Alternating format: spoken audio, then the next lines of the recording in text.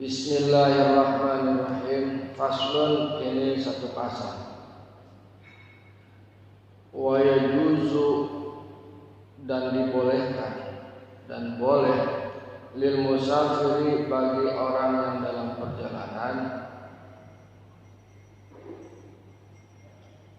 qasrus sholati, meringkas sholat, mengqasar sholat, ar-rubaiyati, yang bilangan rakaatnya 4 rakaat.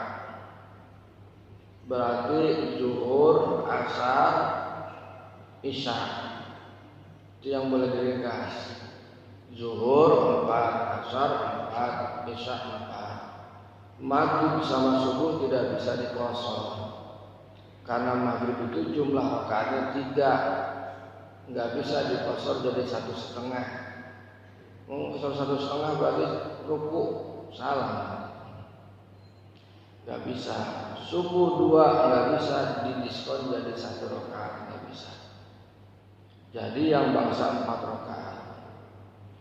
Bi khamsi syaraito, dengan 5 syaratnya.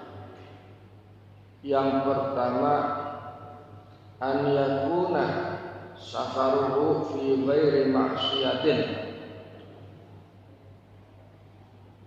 bepergiannya itu tidak dalam kemaksiatan.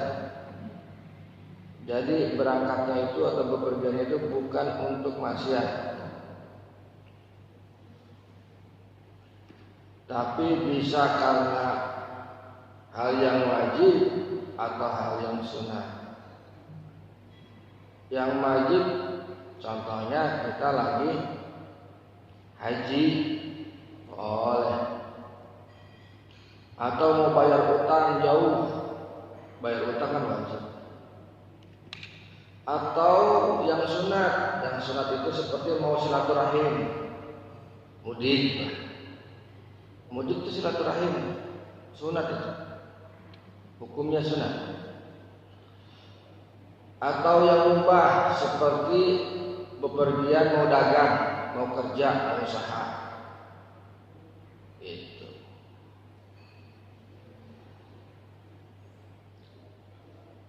Atau ada yang makruh. Makruh itu kalau di kitab Faidul Qasir itu berpisah dari pasangannya, pundung, kabur, pas ya makat, kata makruh itu memang kata Nabi. Lalu yang haram itu kayak gimana? Anu maksiat teh seperti perjalanan untuk mau di sini itu membegal atau memotong jalan. Kalau dulu mah kan begini, ada orang mau ke pasar dipotong sama kita, udah jangan ke pasar, saya beli. Itu kotor ambil atau dibeli dengan harga yang murah. Dia kan nggak tahu harga pasar. Itu namanya kotor, itu maksiat. Nah, kalau perjalanan begitu nggak boleh. Atau ada penonton konser, siapa mah asup nonton konser ke Jakarta, atau ke Bandung atau ke mana lah. Yang kedua, wa antakuna masafatuhu sittata asyara farsakhan, harus ada perjalanannya itu sejauh 16 farsakh.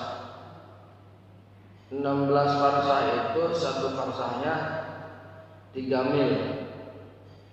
16 farsakh berarti 48 mil. 1 mil itu 4.000 feet langkah.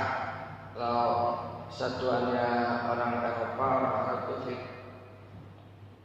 Satu langkah itu 3 telapak kaki. Ya seperti kita ngelengkan.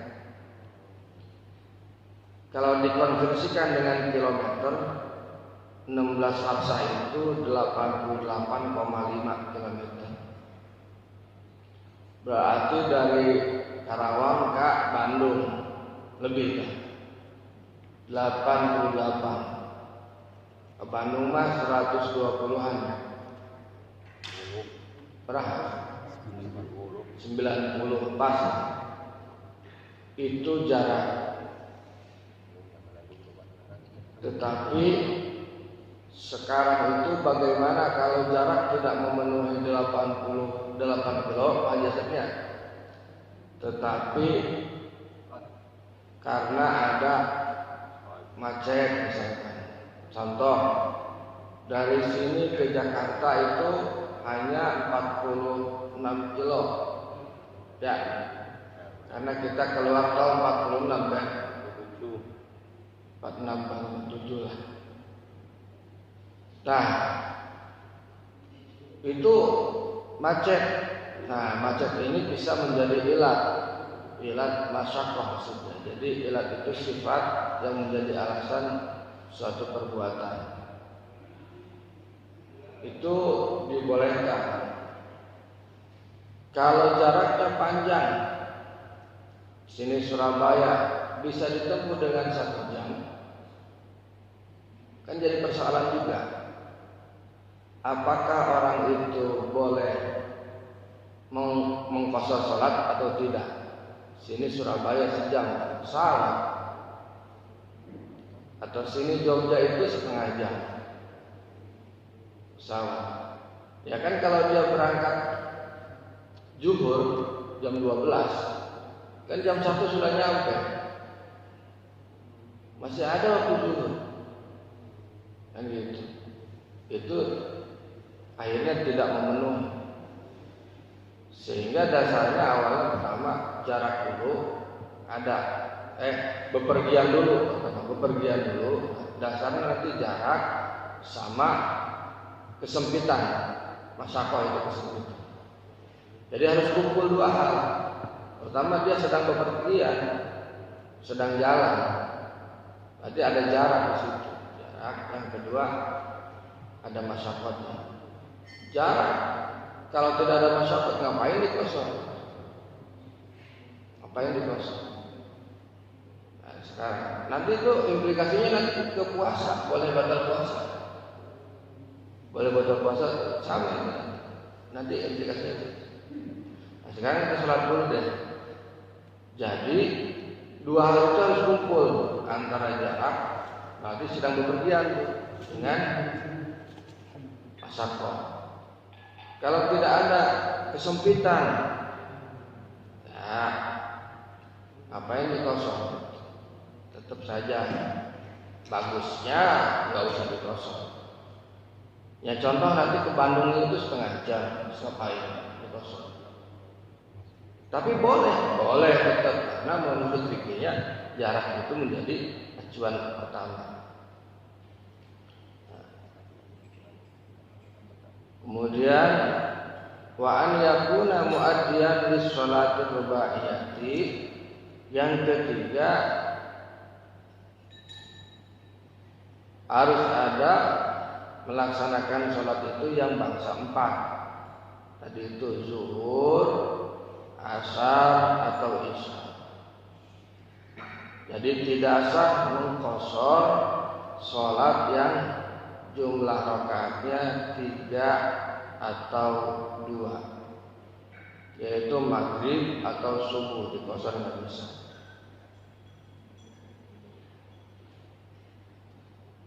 Nah, dan itu adalah sholat yang ada, sholat yang bersangkutan. Kalau sholat yang lewat mah nggak bisa dikosor. Maksudnya, jadi dalam perjalanan itu ya sholat yang ketika ada itu ketika dalam perjalanan jalan gitu, bukan misalkan sekarang di rumah mau berangkat kemudian dikosor, nggak bisa, nggak sah.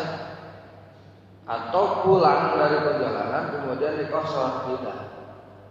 Jadi harus dalam posisi di perjalanan.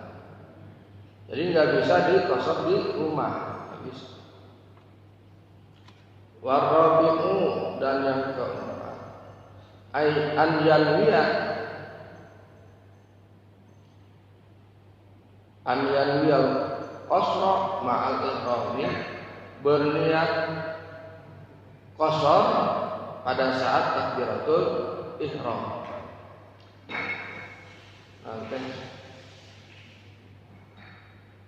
Berniat takbiratul niat qasar.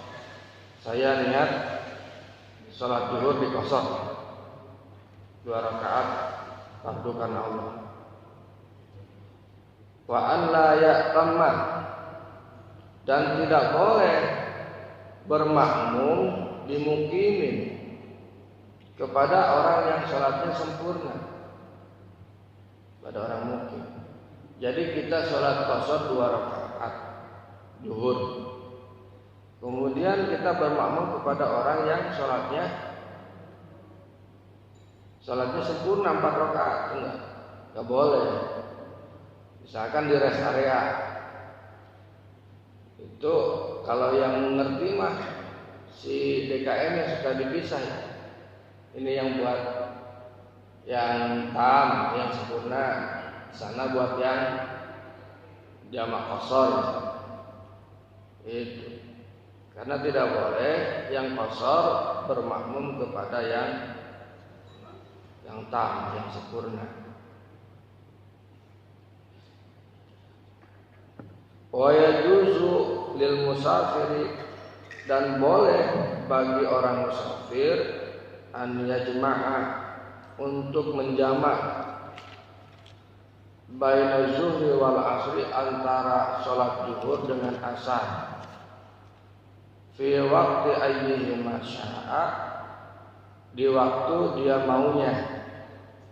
Mau waktu zuhur boleh, mau waktu asar boleh. Wa bainal maghribi wal isya'i, dan antara salat maghrib dengan salat isya.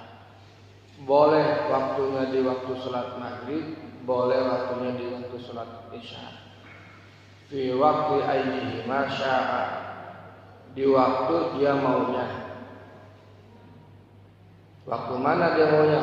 Apa waktu mau maghrib, apa waktu mau isya? Dua-duanya digabung, dikumpulkan. Wa yajuzu, dan boleh lil hadiri, orang yang di rumah, fil matari, dalam keadaan hujan, an yajma'a bainahuma, untuk menjamak antara 2 salat, fi waqtul ula, di waktu yang pertama, minhuma, di antara 2 salat.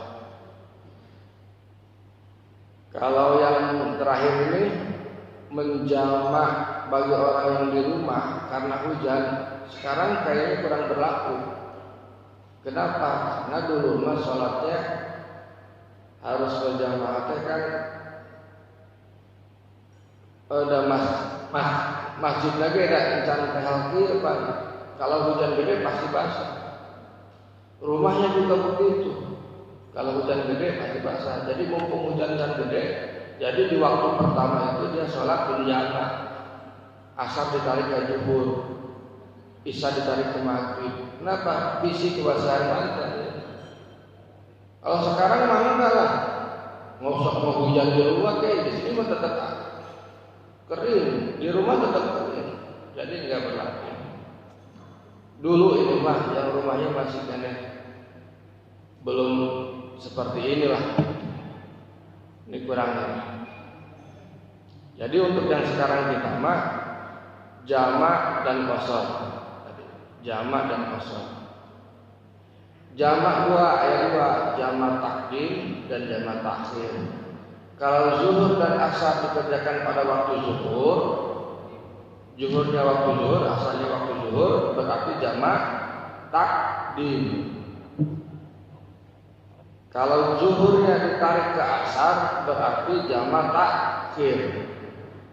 Kalau jamak takdim, salatnya berarti zuhur dulu selesai, kemudian asar selesai.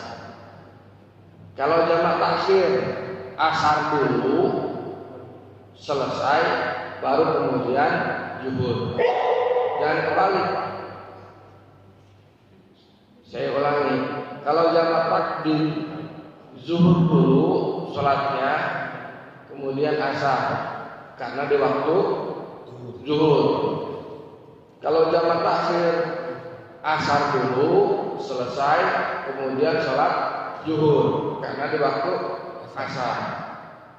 Maghrib sama isya, maghrib dulu terus isya, berarti jamak takdim. Kalau karena di waktu maghrib. Nah, kalau maghrib sama isya di waktu isya, berarti sholatnya isya dulu terus maghrib. Kenapa begitu? Karena yang punya waktu itu yang diikuti. Yang diikuti. Jadi yang mengikut itu pasti belakangan. Zuhur jamak takdim, zuhur dan asar. Yang punya waktu zuhur, berarti zuhur dulu. Yang ikut asar. Kalau jamak takhir yang punya waktu asar, berarti asar dulu. Ya kan? Yang ikut zuhur belakangan. Tidak bisa orang yang mengikuti lebih dulu daripada yang diikuti. Saya kira itu, mudah-mudahan ada manfaatnya. Assalamualaikum warahmatullahi wabarakatuh.